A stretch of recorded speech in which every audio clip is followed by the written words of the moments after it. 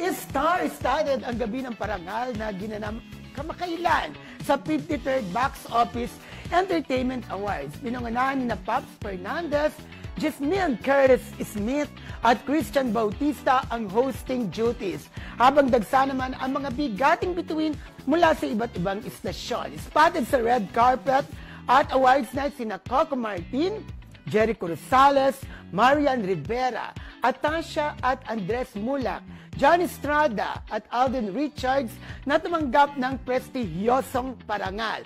Umani rin ng emosyon ang tribute segment para sa mga yumang bituin kung saan naghandog ng madamdaming awitin sina Jillian Ward, Diego Gutierrez, Dina Morales, Dingdong Abansado at Jano Gibbs. Tumindig din ang balahibo ng audience sa makapangyarihang performance ni Dulce. Muli ipinakita ng industriya na ang bituin ng pelikula at musika ay hindi lang sumisikat, kundi nagbibigay din ng inspirasyon at alaala na hindi kailanman mawawala.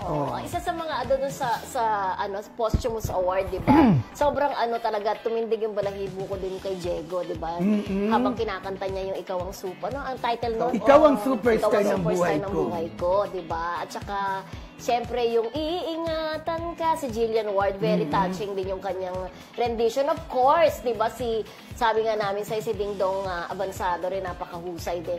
Of course, nandiyan din si Vina at saka Dina Morales, yung A Million Days. Talaga bumabaliktad ang kanyang bumabaliktad. Bumabaka, Si Dina Morales, pinagaya na si Pilita Corrales. Diba? So, yung tribute po sa mga icons na nawala na sa industriya natin, di ba? Of course, nandiyan din ang Don Bell, ha? Siyempre, nakita natin yan na bumati sila. Kahit na magkaiba sila ng istasyon na Atasha at saka ni Andres, pag nagkikita-kita talaga yung mga artista, talagang tuwan-tuwa sila to each other. Correct. Sila. Si Tirsa Cruz III, nandiyan din, na tumanggap din ng Lifetime, di ba? Lifetime Achievement Award. Mrs. Samaniego, yung Cora Samaniego, yung lifetime. presidente siya, di ba? Ng Guillermo. So, yun po, from different networks na nagkita, parang isang network, talagang pinakita nila na nasa isang industriya tayo, di ba? Beso-beso na, di ba? Kahit na sabi natin, hindi sila magkakakaya person dahil ABS. Sino pa ba hindi Marian Rivera nandun. Ang ganda-ganda sa niya. pelikulang Balota. Siya yung Ay, si tinangal na Pops, film actress of nagustuhan the ko year. yung unang damit na, yun lang naman yata sinuot niya. Yung pink. Isa lang yung pink. Pink, di ba? Ang Kasi ganda-ganda nag-go ng siya ng parang first part, di ba? At kumanta sila ni Martin, di ba?